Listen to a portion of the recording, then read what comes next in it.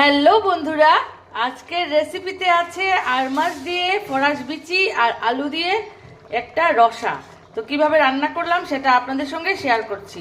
প্রথমেই আর মাছটাকে ভালো করে ধুয়ে একটা বাটিতে নিয়ে নিয়েছি। ওটাতে দিয়েছি হলুদ গুঁড়ো, শুকনো লঙ্কার গুঁড়ো, নুন আর সর্ষের তেল দিয়ে মেখে রেখে দিয়েছি 20 মিনিটের মতো। তারপর মাছগুলো ভেজে নিয়েছি, তারপর আলুগুলোকেও ভেজে নিয়েছি।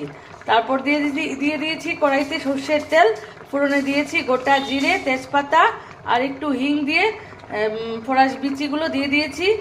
একটু ভেজে নিয়েছি নুন দিয়ে।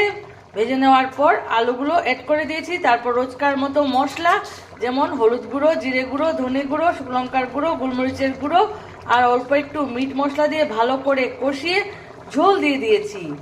ঝোলটা ভালো করে ফুটে ওঠার পর দিয়ে দিয়েছি মাছগুলো। এই দেখুন তৈরি হয়ে গেছে প্রায় রেসিপিটা। 3-4টে কাঁচা লঙ্কাও অ্যাড করেছি আর একটু গরম মশলা দিয়ে দিয়েছি। এখন নামানোর আগে দিয়ে দেব ধনেপাতা। তো এইভাবে আমি রান্নাটা শেষ করলাম।